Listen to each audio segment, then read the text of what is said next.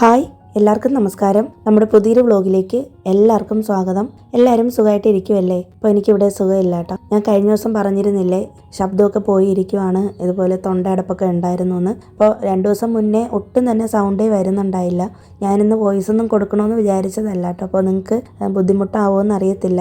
ഈ സൗണ്ട് ഒന്ന് അഡ്ജസ്റ്റ് ചെയ്തേക്കണേ. ഇപ്പോഴും ഞാനിങ്ങനെ മെഡിസിൻസ് ഒക്കെ കഴിച്ചുകൊണ്ടിരിക്കുവാണ്. ഇന്നത്തെ നമ്മുടെ വീഡിയോയിൽ ഞാൻ മുന്നേ ഒരു കോളിഫ്ലവർ കറി ഉണ്ടാക്കുന്ന കാര്യം പറഞ്ഞിരുന്നില്ലേ. അപ്പോൾ 1-2 പേര് ചോദിച്ചിട്ടുണ്ടായിരുന്നു റെസിപ്പി കാണിക്കുമെന്ന്. ആ റെസിപ്പി ഒന്ന് ഡീറ്റെയിൽഡ് ആയിട്ട് പറയുന്നുണ്ട് കേട്ടോ. ഇപ്പോൾ വീഡിയോ സ്കിപ്പ് ചെയ്യാതെ തന്നെ കണ്ടോളൂ, നിങ്ങൾക്ക് എന്തായാലും ഉപകാരപ്പെടും. നമ്മുടെ വീഡിയോസൊക്കെ ആദ്യമായിട്ടാണ് കാണുന്നതെങ്കിൽ ചാനലിലെ വീഡിയോസൊക്കെ ഇഷ്ടമാവുന്നുണ്ടെങ്കിൽ മാത്രം ഒന്ന് സബ്സ്ക്രൈബ് ചെയ്ത് വെച്ചേക്കണേ. അതുപോലെ തന്നെ വീഡിയോ ഇഷ്ടമായിരുന്നു ലൈക്ക് ചെയ്യാനും ഹൈപ്പ് ചെയ്യാനൊന്നും മറന്നു പോകരുത് കേട്ടോ. അപ്പോൾ അതേ രാവിലെ എഴുന്നേറ്റു, ആമിയെ സ്കൂളിലൊക്കെ വിടണം. അപ്പോൾ ആമിക്ക് ഇപ്പോൾ എക്സാം നടന്നുകൊണ്ടിരിക്കുവാണ്. ഇപ്പോൾ രാവിലെ തന്നെ നല്ല ക്ലൈമറ്റ് ആയിരുന്നു കേട്ടോ. നമ്മളിന്ന് സംസാരിക്കാനായിട്ട് പോകുന്നത് 2026 ന്യൂ ഇയർ സ്റ്റാർട്ട് ചെയ്യുമ്പോൾ പുതുവർഷത്തിലേക്ക് കടക്കുന്നതിന് മുന്നേ നമ്മൾ ഒഴിവാക്കേണ്ട കുറച്ച് ശീലങ്ങളാണ്, അല്ലെങ്കിൽ നമ്മൾ 2026ലേക്ക് കൊണ്ടുപോകേണ്ടാത്തതായ സ്വഭാവങ്ങളാണ് ഇന്ന് പറയാനായിട്ട് പോകുന്നത്. അപ്പോൾ എന്തായാലും നിങ്ങളുടെ ഐഡിയാസും നിങ്ങളുടെ ഒപ്പീനിയൻസൊക്കെ ഉറപ്പായിട്ടും നമ്മുടെ വീഡിയോസിൽ അറിയിച്ചേക്കണേ.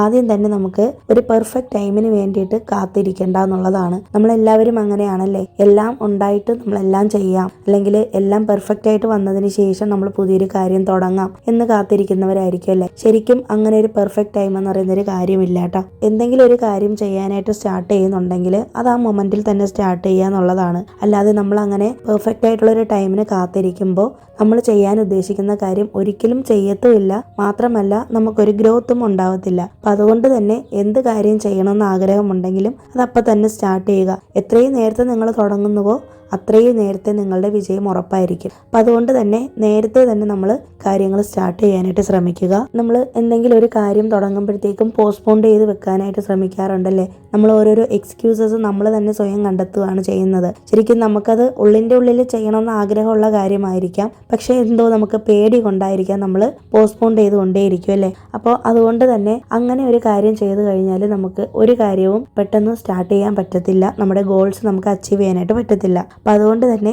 ഓരോ ചെറിയ സ്മോൾ സ്റ്റെപ്സും നമ്മുടെ ജീവിതത്തിൽ വലിയ മാറ്റങ്ങൾ കൊണ്ടുവരും. ചെറിയ കാര്യങ്ങളായിരിക്കാം. നമ്മളൊരു കാര്യം ആത്മാർത്ഥമായിട്ട് ആഗ്രഹിച്ച് അതിന് തയ്യാറെടുത്ത് കഴിഞ്ഞാൽ പ്രപഞ്ചം പോലും നമ്മുടെ കൂടെ ഉണ്ടാകുമെന്നാണ് പറയപ്പെടുന്നത് അല്ലേ. നിങ്ങൾ എന്ത് കാര്യമാണോ ആഗ്രഹിക്കുന്നത് ആ കാര്യത്തിന് വേണ്ടിയിട്ട് വെക്കുന്ന ഓരോ സിംഗിൾ സ്റ്റെപ്പിലും നിങ്ങളോടൊപ്പം ഒരു പ്രപഞ്ചശക്തി ഒളിഞ്ഞിരിപ്പുണ്ട്. അപ്പോൾ അതുകൊണ്ട് തന്നെ നേരത്തെ തന്നെ എന്ത് കാര്യമാണോ ആഗ്രഹിക്കുന്നത് അത് സ്റ്റാർട്ട് ചെയ്യാനായിട്ട് ശ്രമിക്കുക. അപ്പോൾ ഇതുവരെ നിങ്ങൾ അങ്ങനെ ഒരു തെറ്റ് ചെയ്തിട്ടുണ്ടെങ്കിൽ ഉറപ്പായിട്ടും 2026 മുതലെങ്കിലും ആ ഒരു കാര്യം ഒഴിവാക്കുക എന്നുള്ളതാണ്.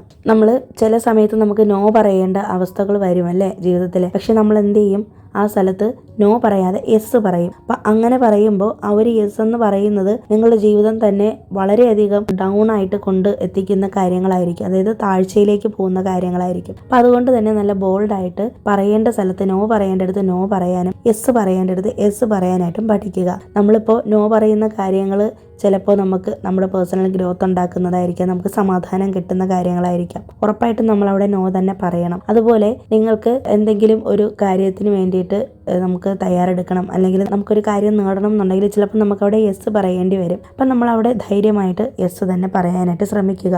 അൺനെസസറി ആയിട്ടുള്ള ഓരോ യെസ്സും നമ്മളുടെ സമയമാണ് കളഞ്ഞുകൊണ്ടിരിക്കുന്നത് അല്ലേ. ആവശ്യമില്ലാത്ത കാര്യങ്ങൾക്ക് നമ്മൾ വാക്ക് കൊടുത്ത് നമ്മുടെ സമയം വെറുതെ മറ്റു കാര്യങ്ങൾക്ക് വേണ്ടിയിട്ട് വേസ്റ്റ് ചെയ്യാതെ നമ്മൾ വേണ്ടാന്ന് തോന്നുന്ന കാര്യങ്ങൾ വേണ്ടെന്ന് പറയുക. മറ്റൊരാളുടെ സിമ്പതി പിടിച്ചു പറ്റാനോ അല്ലെങ്കിൽ പീപ്പിൾ പ്ലീസിങ് ആയിട്ട് മറ്റുള്ളവരെ തൃപ്തിപ്പെടുത്താനോ ഒന്നും നമ്മൾ നിൽക്കേണ്ട. നമ്മുടെ ശരികൾ നമ്മുടെ മാത്രം ശരികളാണ്. അപ്പോൾ നമ്മൾ തീർച്ചയായിട്ടും യെസ് പറയേണ്ടടുത്ത് യെസ് പറയുകയും നോ പറയേണ്ടടുത്ത് നോ പറയുകയും ചെയ്യണം. 2026 സ്ട്രോങ് ആയിട്ടൊരു ബൗണ്ടറി നിങ്ങളിൽ നിന്ന് എക്സ്പെക്റ്റ് ചെയ്യുന്നുണ്ട്. അപ്പോൾ ഇതുവരെ നിങ്ങളുടെ ഉള്ളിൽ അങ്ങനെ ഒരു നോയും എസ്സും പറയാനുള്ള ധൈര്യം നിങ്ങൾക്ക് ഇല്ലാന്നുണ്ടെങ്കിൽ ഉറപ്പായിട്ടും ഇപ്രാവശ്യം നിങ്ങൾ പറഞ്ഞു തുടങ്ങുമ്പോൾ നിങ്ങൾക്ക് ചുറ്റും ഒരു ബൗണ്ടറി ഉണ്ടാകുന്നതായിട്ട് മനസ്സിലാക്കാം. അതുകൊണ്ട് നിങ്ങൾക്ക് ജീവിതത്തിൽ ഒരുപാട് നല്ല മാറ്റങ്ങൾ മാത്രമേ വരികയുള്ളൂ. എല്ലാവരും നിങ്ങളുടെ എനർജി അർഹിക്കുന്നില്ല എന്നുള്ളതാണ് സത്യം. അപ്പോൾ നിങ്ങൾ ആവശ്യമില്ലാതെ നിങ്ങളുടെ എനർജി ഡ്രെയിൻ ചെയ്യാൻ വരുന്ന ആൾക്കാരോട് സംസാരിക്കാതിരിക്കുക. ചില ആളുകൾക്ക് എന്തെങ്കിലും ഗോസിപ്പ് പറയാനോ അല്ലെങ്കിൽ മറ്റുള്ളവരുടെ കുറ്റങ്ങളും കുറവുകളും പറഞ്ഞിരിക്കാനും ഒക്കെ ഭയങ്കര ഇഷ്ടമായിരിക്കും അല്ലേ. പക്ഷെ എന്നാലും നമുക്കതിന് ഒട്ടും താല്പര്യം കാണത്തുമില്ല. എന്നാലും നമുക്ക് അവരോട് നോ പറയാൻ പറ്റത്തുമില്ല. അവരോടുള്ള സ്നേഹം കൊണ്ടാണ് നമ്മളത് പറയാത്തത്. പക്ഷെ ഇനി തൊട്ടെങ്കിലും നിങ്ങൾ ഈ വീഡിയോ എപ്പോഴാണോ കാണുന്നത് അപ്പോൾ തൊട്ടെങ്കിലും നിങ്ങൾ അതിന് താല്പര്യമില്ല എന്നുള്ളത് അവരോട് പറയുക. ഇല്ലെങ്കിൽ ആ കോൺവെർസേഷൻ സ്റ്റോപ്പ് ചെയ്യാനായിട്ട് ശ്രമിക്കുക. അതുകൊണ്ട് നിങ്ങൾക്ക് ഗുണങ്ങൾ മാത്രമേ ഉണ്ടാവുകയുള്ളൂ. നിങ്ങൾക്ക് നിങ്ങളുടെ എനർജി ഡ്രെയിൻ ചെയ്യുന്നു എന്ന് തോന്നുന്ന സംഭാഷണങ്ങൾക്കിടയിൽ നിങ്ങൾ നോ പറയുക. ഒരിക്കലും നിങ്ങൾ ആ ഒരു കോൺവെർസേഷൻ ലോങ് ലാസ്റ്റ് ചെയ്യാനായിട്ട് സമ്മതിക്കരുത്. അങ്ങനത്തെ സിറ്റുവേഷൻസിൽ നിങ്ങൾ നിൽക്കാനും ശ്രമിക്കരുത്. ചില ആളുകൾക്കൊരു സ്വഭാവമുണ്ട്, എന്തെങ്കിലും ഒരു ചെറിയ പ്രശ്നം വന്നു കഴിഞ്ഞാൽ മൊബൈൽ ഡേറ്റയൊക്കെ ഓഫ് ചെയ്ത് അല്ലെങ്കിൽ എല്ലാ സോഷ്യൽ മീഡിയ ആപ്പെല്ലാം അൺഇൻസ്റ്റാൾ ചെയ്ത് പോകുന്നൊരു പരിപാടി. എനിക്ക് അടുത്തറിയാവുന്ന കുറച്ച് ഫ്രണ്ട്സും ഉണ്ട്. അപ്പോൾ അവർ വിചാരിക്കുന്നത് എൻ്റെ ഇമോഷൻസ് എൻ്റെ കൺട്രോളിലല്ലാത്തത് കൊണ്ട് മറ്റുള്ളവരുമായിട്ട് ഞാൻ യാതൊരു ബന്ധവും ആഗ്രഹിക്കുന്നില്ല എന്നുള്ളതാണ്. അതൊരു തരം ഒളിച്ചോട്ടമാണെന്നാണ് എൻ്റെ ഒരു വിശ്വാസം. നമ്മൾ എന്തിനാണ് അങ്ങനെ ഓടുന്നത്? നമുക്ക് അതിൻ്റെ ആവശ്യമേ ഇല്ല. നമുക്ക് വിലങ്ങുതടിയാകുന്ന മനുഷ്യരെ നമ്മൾ ബ്ലോക്ക് ചെയ്ത് വെക്കുക എന്നുള്ളതാണ് നമുക്ക് ചെയ്യാനുള്ളൊരു ഓപ്ഷൻ എന്ന് പറയുന്നത്. അല്ലാതെ മൊത്തം സോഷ്യൽ മീഡിയയും നമ്മൾ അങ്ങനെ ഓഫ് ചെയ്ത് വെച്ചിട്ട് പോകേണ്ട ഒരു കാര്യമില്ല അല്ലേ. അതുപോലെ തന്നെ ചില ആളുകളാണെങ്കിൽ ഇമോഷണലി വീക്കാവുന്ന സമയത്ത് ഓവറായിട്ട് ഫോൺ യൂസ് ചെയ്യുന്ന ആൾക്കാരും ഉണ്ടല്ലേ. അതിൻ്റെ ഒന്നും ആവശ്യമില്ല. കൺസിസ്റ്റൻസി നമ്മൾ കീപ്പ് ചെയ്യുക എന്നുള്ളതാണ്. ഫോൺ യൂസേജ് ആദ്യം തന്നെ നമ്മൾ ഒരു പരിധി വരെ മാത്രം ഉപയോഗിച്ചാൽ മതി. ആവശ്യമില്ലാതെ ഒരു ഉപയോഗം വേണ്ട. ഇങ്ങനെ ഈ ഇമോഷൻസും നമ്മുടെ മറ്റു കാര്യങ്ങളുമായിട്ട് ഒരിക്കലും കൂട്ടിക്കലർത്തരുത്. അത് നമ്മുടെ ഭാവിക്ക് ഭയങ്കരമായിട്ട് ദോഷം ചെയ്യും അല്ലേ. അപ്പോൾ നമ്മളിങ്ങനെ സോഷ്യൽ മീഡിയയിൽ നമുക്ക് ചിലപ്പോൾ പരിചയമുള്ള ഫ്രണ്ട്സ് ഉണ്ടായിരിക്കാം, മറ്റാളുകളുണ്ടായിരിക്കാം. നമ്മുടെ ഇമോഷണൽ ഇത് കൊണ്ട് നമ്മൾ എല്ലാം ഉപേക്ഷിച്ച് പോകുമ്പോൾ, നമ്മളെല്ലാം കഴിഞ്ഞ് ഓക്കെ ആയിട്ട് തിരിച്ചു വരുമ്പോൾ ചിലപ്പോൾ നമ്മുടെ പഴയ ഫ്രണ്ട്സിന് നഷ്ടപ്പെട്ടേക്കാം അല്ലേ. അപ്പോൾ അതൊക്കെ നമ്മുടെ ജീവിതത്തിൽ ഉണ്ടാക്കുന്ന ഏറ്റവും വലിയ നഷ്ടങ്ങളാണ്. അപ്പോൾ അതുകൊണ്ട് തന്നെ ബന്ധങ്ങളിൽ നമ്മൾ മറ്റുള്ള ഇമോഷൻസുമായിട്ട് പ്രാധാന്യം കൊടുക്കരുതെന്നാണ് എൻ്റെ ഒരു പേഴ്സണലായിട്ടുള്ളൊരു ഒപ്പീനിയൻ. അതുപോലെ തന്നെ നിങ്ങളുടെ ലൈഫ് മറ്റുള്ളവരുടെ ലൈഫായിട്ട് ഒരിക്കലും കമ്പയർ ചെയ്യരുത്. 1-2 വ്ളോഗ്സിൽ ഞാൻ പറഞ്ഞിട്ടുള്ളൊരു കാര്യമാണ്, നമുക്ക് എന്താണോ തന്നിട്ടുള്ളത്, നമുക്ക് എന്താണോ ഉള്ളത് അതിൽ തൃപ്തരായിട്ട് ജീവിക്കുക എന്നുള്ളതാണ്. ഏത് സാഹചര്യത്തിലും നമുക്ക് ജീവിച്ചു പോകാൻ പറ്റും എന്നുള്ളത് നമ്മളൊരു ദൃഢപ്രതിജ്ഞ എടുക്കുക എന്നുള്ളതാണ്. ഇത് പറഞ്ഞപ്പോഴാണ് കഴിഞ്ഞ ദിവസം എനിക്കൊരു കമൻറ്റ് വന്നതാണ്. അവരിങ്ങനെ ചെന്നൈയിലാണ് താമസിക്കുന്നത് അത്രേ. ക്രിസ്മസ് ഡെക്കറേഷനും മറ്റ് സെലിബ്രേഷനും ഒക്കെ കാണുമ്പോൾ അയ്യപ്പ സീസൺ ഇതൊക്കെ അല്ലേ അപ്പോൾ ഈ സമയത്ത്. അപ്പോൾ ഇതൊക്കെ മറ്റു ഫ്രണ്ട്സിൻ്റെ സ്റ്റാറ്റസ് കാണുമ്പോൾ നാട് ഒരുപാട് മിസ് ചെയ്യുന്നു. ആതിരയ്ക്ക് നാട് മിസ് ചെയ്യാറില്ലേ? ഹസ്ബൻഡ് ഇത്രയും സപ്പോർട്ട് ചെയ്തിട്ടും എന്തുകൊണ്ടാണ് നാട് മിസ് ചെയ്യാത്തതെന്ന് ചോദിച്ചിട്ടുണ്ടായിരുന്നു കേട്ടോ. ഇത്രയും സപ്പോർട്ടീവായ ഹസ്ബൻഡ് ഉണ്ടായിട്ടും എന്തുകൊണ്ടാണ് നാട്ടിൽ പോവാത്തതെന്നാണ് ചോദിച്ചിരുന്നത്. അപ്പം ഞാനതിന് റിപ്ലൈ ഒക്കെ കൊടുത്തിട്ടുണ്ടായിരുന്നു. എനിക്കങ്ങനെ ശരിക്കും പറഞ്ഞാൽ ഇവിടെ നിന്ന് അങ്ങനെ നാട്ടിൽ പോകാനായിട്ട് തോന്നാറില്ല. പക്ഷെ നാട്ടിൽ പോയാൽ എനിക്ക് ചെന്നൈയാണ് മിസ് ചെയ്യുന്നത്. ഇതും ഞാൻ ആ കമൻറ്റിന് റിപ്ലൈ ആയിട്ട് കൊടുത്തിരുന്നതാണ്. എനിക്ക് ഇതുവരേക്കും നാട്ടിൽ പോകുന്ന സമയത്ത് ഇവിടുന്ന് പോകുന്നതിൻ്റെ വിഷമം മാത്രമേ ഉണ്ടായിട്ടുള്ളൂ. അല്ലാതെ ഇവിടെ നിൽക്കുമ്പോൾ നാട് മിസ് ചെയ്യുന്നു എന്നുള്ളൊരു തോന്നൽ എനിക്ക് ഇതുവരെയും തോന്നിയിട്ടില്ല.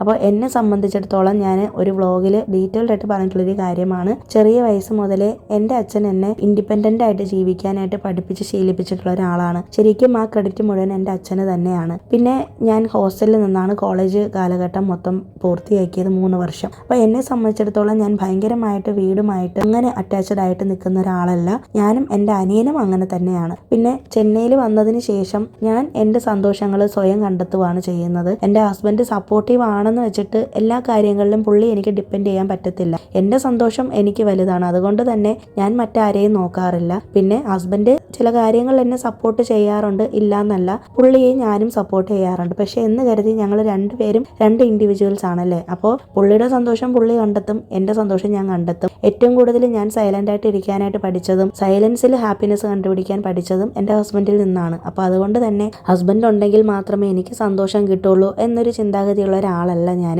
പിന്നെ ആ പുള്ളിക്കാരി എന്നെ ചോദിച്ചിട്ടുണ്ടായിരുന്നു, എൻ്റെ ബ്ലോഗിൽ മറ്റുള്ള റിലേറ്റീവ്സിൻ്റെ വീട്ടിലൊന്നും പോകുന്നത് കണ്ടിട്ടില്ലല്ലോ, അപ്പോൾ നിങ്ങൾ സിംഗിൾ ഫാമിലി ആണല്ലേ എന്നൊക്കെ ചോദിച്ചായിരുന്നു കേട്ടോ. അപ്പോൾ ഞാൻ ഇതിന് മുന്നേ പറഞ്ഞിട്ടുണ്ട്, നമ്മുടെ ഒരു Q&A വീഡിയോയിലാണ് പറഞ്ഞിരുന്നത്. ഒരേ ഒരു Q&A വീഡിയോ ആണ് ചെയ്തിട്ടുള്ളത്. ഞങ്ങൾ ആവശ്യമില്ലാതെ ഒരു റിലേറ്റീവ്സിൻ്റെ വീട്ടിലും പോകാറില്ല. ഇവിടെ എൻ്റെ ഹസ്ബൻഡിൻ്റെ അച്ഛൻ്റെ സഹോദരങ്ങൾ 7 പേരുണ്ട്. 2 പേര് മാത്രമാണ് നാട്ടിൽ സെറ്റിൽഡ് ആയിട്ടുള്ളത്. ബാക്കി എല്ലാവരും ചെന്നൈയിലാണ്. ഇപ്പോൾ ഹസ്ബൻഡിൻ്റെ റിലേറ്റീവ്സ് ഫുള്ള് ഇവിടെ ചെന്നൈയിൽ തന്നെയാണ് ഉള്ളത്. എന്തെങ്കിലും ആവശ്യം വരുമ്പോൾ അവർ വിളിക്കുമ്പോൾ നമ്മൾ പോകും, കാര്യം കഴിയും നമ്മൾ വെളിയിൽ വരും, വീട്ടിൽ വരും.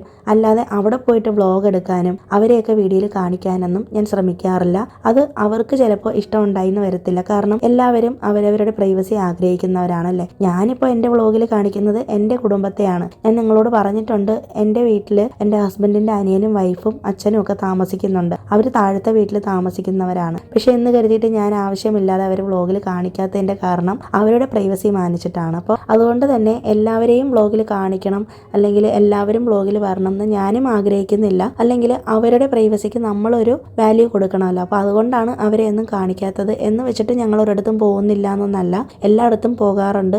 ആവശ്യങ്ങൾ വരുമ്പോൾ വിളിക്കുമ്പോൾ പോകും. പിന്നെ എല്ലായിടത്തും നമ്മളിങ്ങനെ ക്യാമറയും തൂക്കി നടക്കുന്നത് ശരിയല്ലല്ലോ. അപ്പോൾ അവർക്ക് അവരുടേതായ രീതികൾ കാണും. പിന്നെ എനിക്ക് ഈ ചാനലുള്ള കാര്യം തന്നെ വളരെ ചുരുക്കം ആളുകൾക്ക് മാത്രമാണ് അറിയാവുന്നത്. ഇപ്പോൾ എൻ്റെ വീട്ടിൽ തന്നെ എൻ്റെ ഹസ്ബൻഡിൻ്റെ അനിയനൊക്കെ അറിയാമെങ്കിലും എന്ത് തരം കോണ്ടന്റാണ് ഞാൻ ഇടുന്നതെന്ന് പോലും അവർക്ക് അറിയത്തില്ല. അപ്പോൾ അതുകൊണ്ട് തന്നെ ആവശ്യമില്ലാതെ മറ്റുള്ളവരുടെ പ്രൈവസിയിലേക്ക് ഇടിച്ചു കയറാനായിട്ട് ഞാൻ ആഗ്രഹിക്കുന്നില്ല. അപ്പോൾ അതൊന്ന് ജസ്റ്റ് ക്ലാരിഫൈ ചെയ്തു എന്ന് മാത്രം. അങ്ങനെ ഒരു കമൻറ്റ് വന്നത് കൊണ്ടാണ് ഞാനത് പറഞ്ഞത് കേട്ടോ. പിന്നത്തെ ഒരു കാര്യം എന്ന് പറയുന്നത്, ഓവർ തിങ്കിങ് ചെയ്യുന്നതിന് പകരം നമുക്കവിടെ ആക്ഷൻസ് എടുക്കാനായിട്ട് പഠിക്കാം. ഞാനും അങ്ങനത്തെ ഒരാൾ തന്നെയായിരുന്നു. എന്തെങ്കിലും ഒരു കാര്യം ആദ്യമായിട്ട് കേൾക്കുന്ന ഒരു കാര്യത്തിനാണ് പ്രത്യേകിച്ചും അത് ചെയ്താൽ ശരിയാകുമോ, എങ്ങനെ ഉണ്ടാവും എന്നൊക്കെ വിചാരിച്ച് ഓവറായിട്ട് തിങ്ക് ചെയ്യും. അവസാനം അത് ചെയ്യാനായിട്ടുള്ളൊരു കോൺഫിഡൻസ് കുറയുകയാണ് ചെയ്യുന്നത്. അപ്പോൾ അങ്ങനത്തെ സിറ്റുവേഷൻസിൽ ഓവർ തിങ്കിങ് ചെയ്യുന്നതിന് പകരം ആ ഫ്രാക്ഷൻ ഓഫ് സെക്കൻഡിൽ തന്നെ നിങ്ങൾ പെട്ടെന്ന് തിങ്ക് ചെയ്യുക, ഇതെങ്ങനെ എനിക്ക് ചെയ്യാൻ സാധിക്കും, അല്ലെങ്കിൽ എന്നെ കൊണ്ട് ഇത് സാധിക്കും, എന്നെ കൊണ്ട് പറ്റും എന്നുള്ളത് നിങ്ങളിലോട്ട് തന്നെ ഒരു സെൽഫ് കോൺഫിഡൻസ് കൊടുക്കുകയും സെൽഫ് ബൂസ്റ്റപ്പ് ചെയ്യുകയും ചെയ്യുക. സെൽഫ് മോട്ടിവേഷനേക്കാളും വലുതായിട്ട് ഏറ്റവും വലിയൊരു കാര്യം ഇല്ല എന്നാണ് ഞാൻ വിശ്വസിക്കുന്നത്. അപ്പോൾ നമ്മളെ തന്നെ മോട്ടിവേറ്റ് ചെയ്തുകൊണ്ടിരുന്നാലേ നമ്മുടെ ജീവിതത്തിൽ സക്സസ് ഉണ്ടാവുകയുള്ളൂ. അപ്പോൾ അതുകൊണ്ട് തന്നെ ഓവർ തിങ്കിങ്ങിന് പകരം ക്വിക്ക് ഡിസിഷൻസ് എടുക്കാനും അതിന് വേണ്ടിയിട്ട് വർക്ക് ചെയ്യാനും കൺസിസ്റ്റൻ്റ് ആയിട്ടുള്ള ആക്ഷൻസ് എടുക്കാനും നമുക്ക് സാധിക്കണം. നമുക്ക് ഇമോഷണൽ ബാഗേജസ് ഒന്നും 2026 കൊണ്ടുപോകണ്ട. നമുക്ക് ഇതുവരെ നടന്നിട്ടുള്ള പല സംഭവങ്ങളും നമ്മുടെ ജീവിതത്തിൽ ഉണ്ടാവും അല്ലേ. ഓർമ്മ വെച്ച കാലം മുതലുള്ള ഒത്തിരി കാര്യങ്ങൾ നമ്മളെ ഹോണ്ട് ചെയ്യുന്നുണ്ടാവാം. ചിലപ്പോൾ കഴിഞ്ഞ ഒരു വർഷത്തിനുള്ളിൽ നമ്മൾ നേരിട്ട അനുഭവങ്ങൾ ഉണ്ടാവാം. അപ്പോൾ കഴിഞ്ഞത് കഴിഞ്ഞു, അതിനെ അതിൻ്റെ വഴിക്ക് വിട്ടേക്കുക. ഓരോ അനുഭവങ്ങളിലൂടെ പഠിക്കേണ്ടത് ആ അനുഭവത്തിൽ നിന്നുള്ള വേദനകൾ മാത്രമല്ല, അതിൽ നിന്നുള്ള പാഠങ്ങളാണല്ലേ. അപ്പോൾ പാഠങ്ങൾ നമ്മൾ മനസ്സിലാക്കുക, എന്നിട്ട് വീണ്ടും ആ തെറ്റുകൾ ആവർത്തിക്കാതിരിക്കുക. എവിടെയാണോ നമുക്ക് പാളിച്ച പറ്റിയത് അത് നമ്മൾ ശരിയാക്കി പോകാന്നുള്ളതാണ്. ലൈഫ് എന്ന് പറയുന്നത് ഒരു ട്രയൽ ആൻഡ് എറർ തന്നെയാണ്. ഓരോ എക്സ്പീരിയൻസിലൂടെ നമ്മൾ ഒരുപാട് പാഠങ്ങൾ പഠിക്കുകയാണ് ചെയ്യുന്നത് അല്ലേ. അപ്പം അതുകൊണ്ട് തന്നെ നമുക്ക് തെറ്റുകൾ പറ്റാം, മനുഷ്യരാണ്, ഇനിയും തെറ്റുകൾ സംഭവിക്കാം. പക്ഷെ പറ്റിയ തെറ്റുകൾ വീണ്ടും ആവർത്തിക്കാതിരിക്കാൻ നമുക്ക് സാധിക്കും. അപ്പം അതുകൊണ്ട് തന്നെ കഴിഞ്ഞു പോയ കാര്യങ്ങളെക്കുറിച്ച് ആലോചിച്ച് ഇരിക്കാതെ പുതിയ കാര്യങ്ങളിലേക്ക് കോൺസെൻട്രേറ്റ് ചെയ്യുക. പഴയ തെറ്റുകൾ ആവർത്തിക്കാതിരിക്കുക. എല്ലാ കാര്യങ്ങളും നമുക്ക് നിയന്ത്രണത്തിൽ കൊണ്ടുവരാൻ പറ്റത്തില്ല. നമുക്കെല്ലാം സ്റ്റോപ്പ് ചെയ്യാനായിട്ട് പറ്റില്ലല്ലേ. ഏറെക്കുറെ നമ്മൾ വിധിയിലും അതുപോലെ നമ്മുടെ ഒരു ദൈവത്തിലും അങ്ങ് സമർപ്പിക്കുക എന്നുള്ളതാണ്. എല്ലാ കാര്യങ്ങളും നമ്മൾ വിചാരിക്കുന്ന പോലെ എത്തണമെന്നും നമ്മൾ നടപ്പിലാക്കുന്ന പോലെ കാര്യങ്ങൾ പോകാവൂ എന്നൊക്കെ നമ്മൾ വാശി പിടിച്ചിട്ട് കാര്യമില്ലല്ലോ. അപ്പോൾ സംഭവിക്കേണ്ട കാര്യങ്ങൾ സംഭവിക്കും. അത് നമുക്ക് നേരിടാനുള്ളൊരു മനഃശക്തി ഉണ്ടാക്കി തരണമെന്നാണ് നമ്മൾ പ്രാർത്ഥിക്കേണ്ടത്. ഞാൻ അങ്ങനെയാണ് ചെയ്യുന്നത് കേട്ടോ. പിന്നെ അതുപോലെ തന്നെ ചില ആളുകളിൽ നിന്ന് നമുക്ക് ഒത്തിരി വേദനകൾ ഉണ്ടായിരിക്കാം, ചീറ്റിംഗ് ഒക്കെ ഉണ്ടായിട്ടുണ്ടായിരിക്കാം, നമ്മൾ പ്രതീക്ഷിച്ച പോലെ ഒരു സക്സസ് ഉണ്ടായില്ല എന്ന് വരിക്കാം. അപ്പോൾ അതൊക്കെ നമ്മൾ എവിടെയാണോ നമുക്ക് പാളിച്ച പറ്റിയതെന്ന് നമ്മളൊന്ന് കണ്ടുപിടിച്ച് അതൊക്കെ ഒന്ന് തിരുത്താനായിട്ട് ശ്രമിക്കുക എന്നുള്ളതാണ്. അൺഹീൽഡ് ഇമോഷൻസ് എപ്പോഴും നമ്മളെ വല്ലാതെ ഹോണ്ട് ചെയ്തുകൊണ്ടിരിക്കും. അപ്പോൾ നമുക്ക് മുന്നോട്ടുള്ള ജീവിതത്തിൽ ഭയങ്കരമായിട്ട് ദുഃഖങ്ങൾ തരികയും വീണ്ടും നമ്മളത് ആലോചിച്ചിരിക്കുകയും ചെയ്യുകയാണ് ചെയ്യുന്നത് അല്ലേ. അപ്പോൾ അതുകൊണ്ട് തന്നെ നമ്മുടെ ഇമോഷൻസിനെ നമ്മൾ തന്നെ ഹീൽ ചെയ്യാനായിട്ട് ശ്രമിക്കുക. മാക്സിമം എല്ലാ കാര്യങ്ങളും നമ്മുടെ കൺട്രോളിൽ കൊണ്ടുവരണം എന്ന് വാശി പിടിക്കാതിരിക്കുക. എല്ലാ കാര്യങ്ങളും നമ്മൾ ഉദ്ദേശിക്കുന്നത് പോലെ നടന്നൊന്നും വരത്തില്ല. നിങ്ങളുടെ ഗ്രോത്തിനെ ബാധിക്കുന്ന അല്ലെങ്കിൽ നിങ്ങളുടെ ഗ്രോത്തിനെ നശിപ്പിക്കുന്ന റിലേഷൻഷിപ്പിൽ നിന്നും ഇപ്പോൾ തന്നെ പുറത്ത് വരിക എന്നുള്ളതാണ്. അതിപ്പോൾ എന്ത് തരം റിലേഷൻഷിപ്പും ആവാം, ഫ്രണ്ട്ഷിപ്പ് ആവാം, ലവ് റിലേഷൻഷിപ്പ് ആയിരിക്കാം, മറ്റ് ബന്ധുമിത്രാദികളായിരിക്കാം, എന്ത് തന്നെയാണെങ്കിലും അവർ നമ്മളെ ഗ്രോത്തിന് സമ്മതിക്കുന്നില്ല, നമ്മുടെ ഗ്രോത്തിന് അവരൊരു വിലങ്ങ് തടിയാണെന്നുണ്ടെങ്കിൽ അതിൽ നിന്നും പുറത്ത് വരാനായിട്ട് ശ്രമിക്കാം. അപ്പോൾ ഇത്രയും കാര്യങ്ങളാണ് എനിക്ക് പറയാനുള്ളത്. ഇത് നിങ്ങൾക്ക് യൂസ്ഫുൾ ആയി എന്ന് വിശ്വസിക്കുന്നു. ഇനി നിങ്ങളുടെ അഭിപ്രായങ്ങൾ ഉറപ്പായിട്ട് നമ്മുടെ ചാനൽ രേഖപ്പെടുത്തുക കേട്ടോ. കമൻറ്റ് വഴി അറിയിക്കുക. നമുക്ക് ഇന്ന് കോളിഫ്ലവർ കറിയാണ് ചെയ്യാനായിട്ട് പോകുന്നത്. ചപ്പാത്തിക്കും ദോശയ്ക്കും ചോറിനും പുട്ടിനും ഒക്കെ കഴിക്കാൻ പറ്റിയ അടിപൊളി കോളിഫ്ലവർ കറിയാണ്. ഞാൻ തന്നെ എൻ്റെ ഒരു വേർഷനിൽ കണ്ടുപിടിച്ചിട്ടുള്ളൊരു കറിയാണ്. ഞാൻ എങ്ങനെ കറി വെച്ചാലും ശരിയാവത്തില്ല കേട്ടോ. അപ്പോൾ അതുകൊണ്ട് ഈ ഒരു രീതിയിൽ പരീക്ഷിച്ചപ്പോൾ ശരിയായി. അതുകൊണ്ടാണ് നിങ്ങളുമായിട്ട് ഷെയർ ചെയ്യുന്നത്. അപ്പോൾ ആദ്യമേ തന്നെ നമ്മൾ കോളിഫ്ലവർ നന്നായിട്ടൊന്ന് വെള്ളം തിളപ്പിച്ച് കുറച്ച് മഞ്ഞൾപ്പൊടി ഉപ്പും കൂടി ഇട്ടിട്ട് അതിലൊന്ന് ഇട്ട് വെക്കുകയാണ് ചെയ്യുന്നത്. സോക്ക് ചെയ്ത് വെക്കുകയാണ് ചെയ്യുന്നത് കേട്ടോ. കുറച്ച് നേരം അങ്ങനെ ഇട്ട് വെച്ചേക്കണം. ശരിക്കും പറഞ്ഞാൽ കോളിഫ്ലവർ ഒരുപാട് അങ്ങനെ ഇട്ട് തിളപ്പിക്കേണ്ട കാര്യമില്ല. ഞാൻ നന്നായിട്ട് വെള്ളം തിളപ്പിച്ച് കുറച്ച് നേരം അതിലിട്ട് വെച്ചേക്കാം. അതിനകത്തുള്ള എന്തെങ്കിലും പൂച്ചയോ എന്തെങ്കിലും പുഴുക്കളൊക്കെ ഉണ്ടെങ്കിൽ അത് പോകാനാണ്. ഇതിൽ തന്നെ ചപ്പാത്തി മാവൊക്കെ കുഴച്ച് വെച്ചിട്ടുണ്ട്.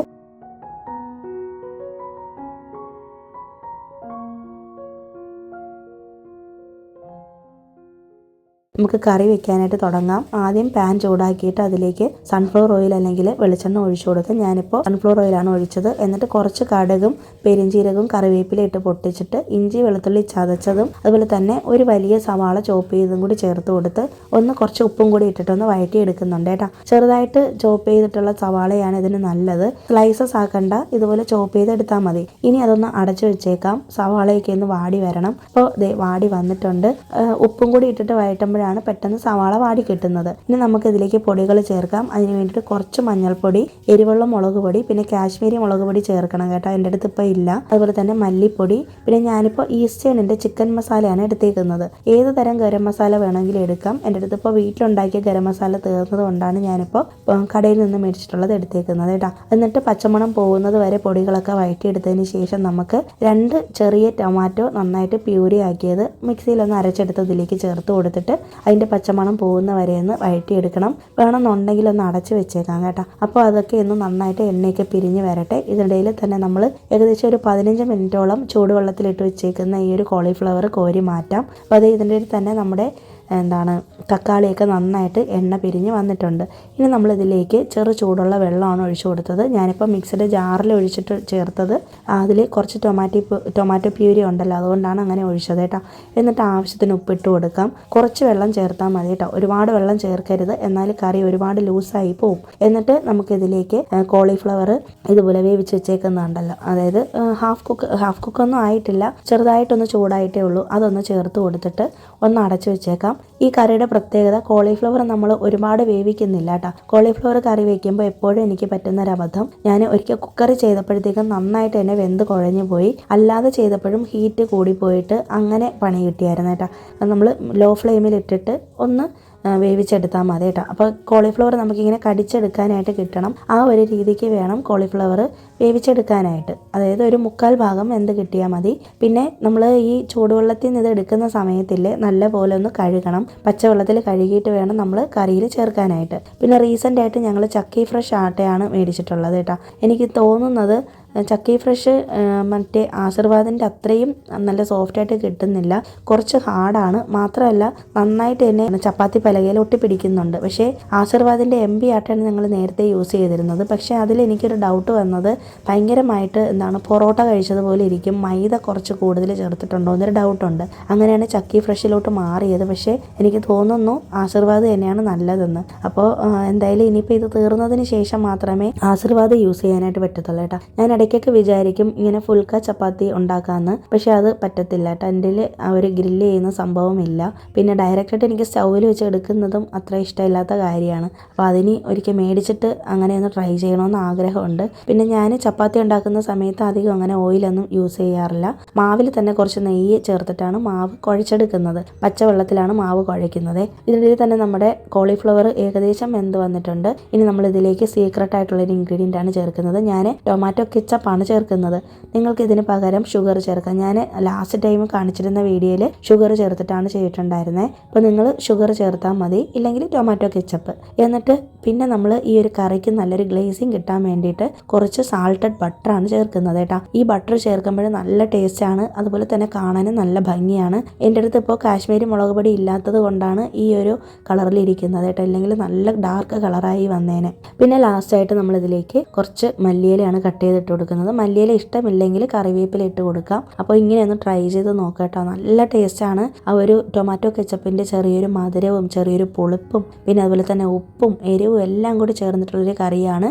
ഞാൻ പറഞ്ഞ പോലെ നിങ്ങൾ കോളിഫ്ലവർ ഒരുപാട് അങ്ങനെ വേവിച്ചെടുക്കണ്ട, ഒരു 1/4 ഭാഗം വേവിച്ചാൽ മതി. ഇതിനിടയിൽ തന്നെ നമ്മുടെ ചപ്പാത്തിയൊക്കെ ഉണ്ടാക്കി കഴിഞ്ഞു. ഹസ്ബൻഡിന് കൊണ്ടുപോകാനുള്ളതൊക്കെ പാക്ക് ചെയ്തിട്ടുണ്ട്. പിന്നെ ചൂടോട് കൂടി തന്നെ കറിയും കൂടി എടുത്തിട്ടുണ്ട്. അപ്പോൾ ഈ കറി 2-3 ദിവസമൊക്കെ ഫ്രിഡ്ജിൽ വെച്ചിട്ട് കഴിക്കാനായിട്ട് പറ്റും കേട്ടോ. നമുക്ക് ബിരിയാണിക്കൊക്കെ സൈഡ് ഡിഷായിട്ട് യൂസ് ചെയ്യാം. ചപ്പാത്തി, പൂരി, അതുപോലെ ഇഡ്ഡലി, ദോശയ്ക്കൊക്കെ നല്ല ബെസ്റ്റ് കോമ്പിനേഷനാണ്. ചോറിൻ്റെ കൂടെയും കഴിക്കാൻ പറ്റും കേട്ടോ. അപ്പോൾ എന്തായാലും ട്രൈ ചെയ്ത് നോക്കണേ നിങ്ങൾ.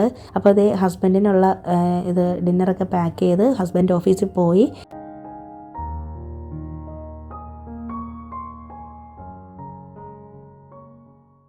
പിന്നെ ഞാൻ വന്നിട്ട് വിളക്കൊക്കെ ഒന്ന് കഴുകി വെച്ചിട്ടുണ്ട് കേട്ടോ. കാർത്തിക വിളക്ക് കഴിഞ്ഞതിന് ശേഷം ഞാൻ ഇതുവരെയും വിളക്ക് കഴുകിയിട്ടില്ലായിരുന്നു. അപ്പോൾ പീതാംബരി പൗഡർ യൂസ് ചെയ്തിട്ടാണ് വിളക്ക് കഴുകിയത് ഇത്തവണ. അപ്പോൾ ഇടിഞ്ഞിൽ വിളക്കും എല്ലാം കഴുകി വെച്ചിട്ടുണ്ട് കേട്ടോ. മൺവിളക്ക് എല്ലാം കഴുകി വെച്ചിട്ടുണ്ട്. പിന്നെ അതേ വിളക്കൊക്കെ വെച്ചിട്ടുണ്ട്. പിന്നെ ഞാൻ ഇതിൽ തന്നെ ദേഹമൊക്കെ കഴുകിയിട്ടാണ് വിളക്ക് വെച്ചത് കേട്ടോ. എനിക്ക് കോൾഡായ കാരണം കൊണ്ട് തല കുളിച്ചിട്ടില്ല. അപ്പോൾ രാവിലെ തല കുളിച്ചതാണ്. രാവിലെ ക്ഷേത്രത്തിലൊക്കെ പോകാൻ വേണ്ടിയിട്ട് തല കുളിച്ചതാണ് കേട്ടോ. പിന്നെ ഇതിൽ തന്നെ ദോശമാവിന് അരയ്ക്കാനായിട്ട് ഇട്ടിട്ടുണ്ടായിരുന്നു അരി ഉഴുന്നൊക്കെ. അപ്പോൾ അതൊക്കെ ഒന്ന് കൈയോടെ അരച്ച് വെച്ചിട്ടുണ്ട്. ഇനി ഞാനിതൊരു രാത്രി 12:30 ആകുമ്പോഴത്തേക്ക് എടുത്ത് ഫ്രിഡ്ജിലോട്ട് വെക്കും. ഇപ്പോൾ ഏകദേശം ഒരു 6 മണിക്കൊക്കെയാണ് അരച്ചെടുത്തേക്കുന്നത് കേട്ടോ. അപ്പോൾ ഞാൻ കുറച്ച് ചോറും കൂടെ ചേർത്തിട്ടാണ് ദോശമാവിന് അരയ്ക്കുന്നത്. ഇഡ്ഡലിക്കും ദോശയ്ക്കും ഒക്കെ ഈ മാവ് തന്നെയാണ് യൂസ് ചെയ്യുന്നത്. ആദ്യത്തെ 2 ദിവസം ഇഡ്ഡലി ഉണ്ടാക്കും, പിന്നെ അത് കഴിഞ്ഞിട്ട് ദോശയാണ് ഉണ്ടാക്കുന്നത്. എനിക്കിത് ഏകദേശം ഒരാഴ്ചയിൽ കൂടുതൽ വരും. കാരണം ഞങ്ങൾ ഓട്സ് ആണല്ലോ കഴിക്കുന്നത്. ആമിക്ക് മാത്രമാണ് ഇതിൻ്റെ ആവശ്യം. പിന്നെ നൈറ്റ് ചില ദിവസങ്ങളിൽ ഇഡ്ഡലി ഉണ്ടാക്കാറുണ്ട്. അപ്പോൾ ഇത്രയേ ഉള്ളൂ ഇന്നത്തെ വീഡിയോ. ഈ ഒരു വീഡിയോ നിങ്ങൾക്ക് ഇഷ്ടമായി എന്ന് വിശ്വസിക്കുന്നു. അപ്പോൾ ഈ ഒരു വീഡിയോ ഇഷ്ടമായാലും ഒന്ന് ലൈക്ക് ചെയ്തേക്കും. പുതിയൊരു വീഡിയോ ആയിട്ട് നമുക്കിനി വീണ്ടും കാണാം. അതുവരേക്കും എല്ലാവർക്കും ബൈ. Thanks for watching.